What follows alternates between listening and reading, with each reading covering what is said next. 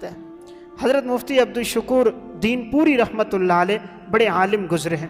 خطبات دین پوری میں انہوں نے ایک واقعہ لکھا، فرمانے لگے میں ایک جگہ بیان کرنے کے لیے گیا، اور جب میں بیان کر کے واپس آ رہا تھا تو میں نے کیا دیکھا کہ ایک درخت ہے اور اس کے نیچے ایک چارپائی ہے، اور ایک ٹوٹی ہوئی چارپائی ہے، اور ایک شخص چارپائی پہ لیٹا ہے، اور اس نے دور سے جو مجھے دیکھا تو زور سے آواز دی، مولانا صاحب آئیے تھوڑی سی میری بات سن لیجئے اور لوگوں کو میری بات بتائیے۔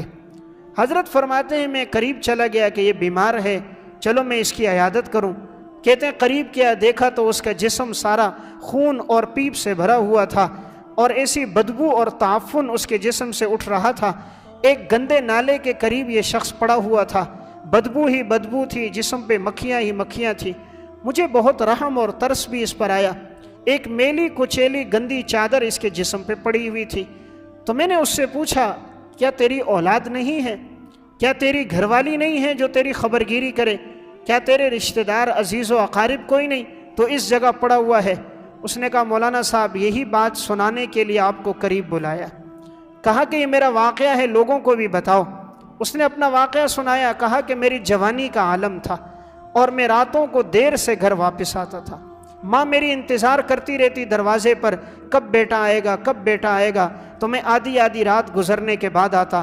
میری راتیں شراب و کباب میں گزر جاتی تھی، لیکن میری والدہ دروازے پر کھڑے میرے انتظار کرتی تھی، کہیں ایسا نہ ہو والد کی آنکھ کھلے اس کو مارے نہیں، غصہ نہ کرے۔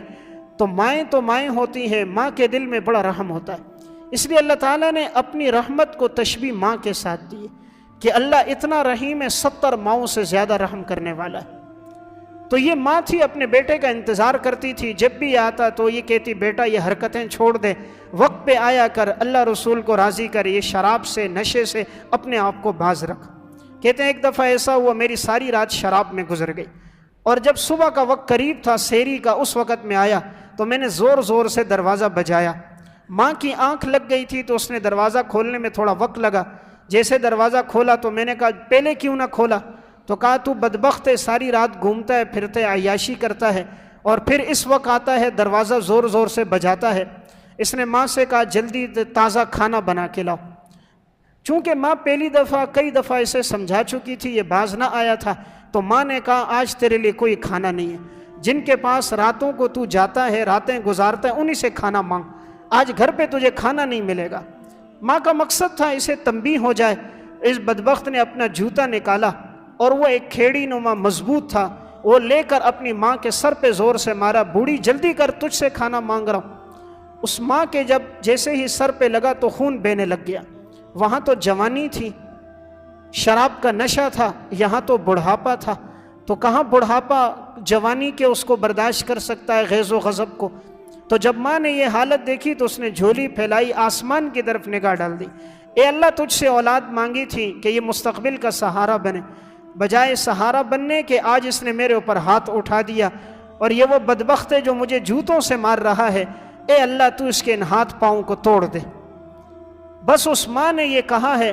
یہ شخص کہتا ہے کہ میں نے کہا یہ بوڑھی ویسے لگی ہے جیسے آج کا نوجوان سمجھتے ہیں نا، کوئی بددعا دے دے تو وہ کہتا ہے کچھ نہیں ہوتا، حالانکہ اتق دعوت المظلوم فإنہ لیس بینہ وبین اللہ حجاب، بددعا سے بچو، اس لیے کہ اس کے اور اللہ کے درمیان میں کوئی پردہ حائل نہیں ہوتا۔ اس ماں نے جو بددعا دے دی یہ روتی رہی، یہ اتنا غم میں مبتلا رہی کہ 1 ہفتے کے بعد اس کا انتقال ہو گیا تھا۔ لیکن اللہ نے پھر بیٹے کو کیا سزا دی؟ یہی بیٹا اپنا واقعہ سنا رہا ہے، کہہ رہا ہے کہ میں آیا نشے میں تھا، میں لیٹ گیا، میری آنکھ لگ گئی، تھوڑی دیر بعد مجھے پیاس لگی تو میں پانی پینے کے لیے اٹھا تو اچانک گھر کے اندر ہی کسی چیز کے ساتھ میرا پاؤں لگا اور میں نیچے گر گیا، اور میرے انگوٹھے میں زخم آ گیا۔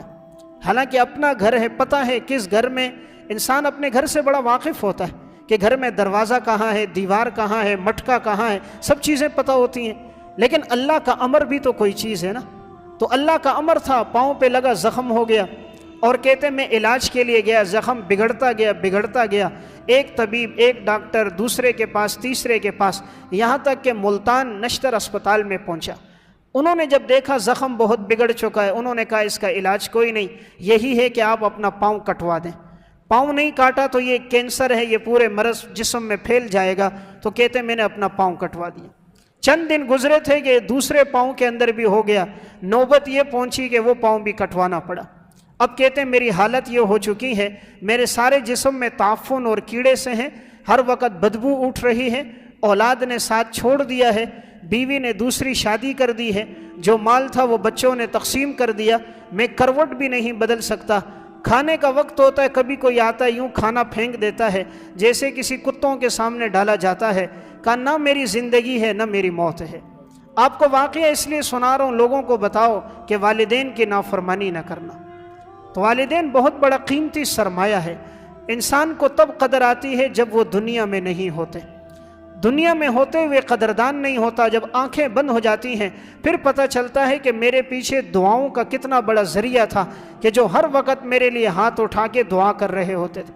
دنیا میں واحد محبت والدین کی ہے جو بغیر اغراض کے، ورنہ دنیا میں ہر محبت کے پیچھے غرض ہے، ماں باپ کی محبت کے پیچھے کوئی غرض نہیں ہوتی۔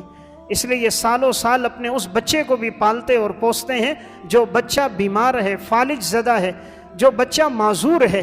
میں نے ایک بچہ دیکھا 18 سال سے معذور تھا، 18 سال اس کی عمر تھی، لیکن وہ ماں اسے بھی سنبھال رہی تھی، وہ روزانہ اسے بھی کپڑے پہناتی ہے، دھوپ میں بھی لے کر آتی ہے، اسے بھی کھانا کھلاتی ہے، اسے بھی غسل دیتی ہے۔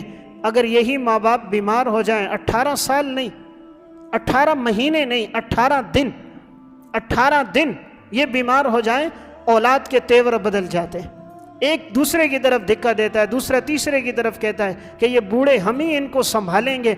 حالانکہ یہ بہت بڑا سرمایہ ہے۔ جس گھر میں ماں باپ ہوتے ہیں وہاں رحمتیں اور برکتیں ہوتی ہیں، جس گھر میں بوڑھے نہیں ہوتے، جس گھر میں والدین نہیں ہوتے وہ تو قبرستان ہوتا ہے، اور جس گھر میں والدین ہوتے ہیں وہ جنت کا باغ ہوتا ہے۔ ان کے ہاتھ اٹھتے ہیں، اللہ رزق میں برکتیں ڈال دیتا ہے۔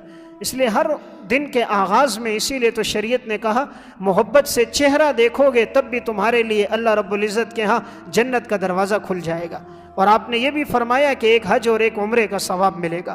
تو میں بات یہ عرض کر رہا تھا، اللہ نے نیک اعمال کا بدلہ بھی دنیا میں رکھا، اللہ تعالیٰ نے گناہوں کی ایک جزا اور سزا بھی انسان کے لیے دنیا میں رکھی ہے۔ اس لیے انسان نیک اعمال کو زندگی کا وتیرہ اور وسیلہ بنا کر اللہ سے مانگتا رہے۔ اللہ رب العزت زندگی میں برکتیں ڈال دیتا ہے، اللہ رحمتیں ڈال دیتا ہے، اللہ رزق کے دروازے کھول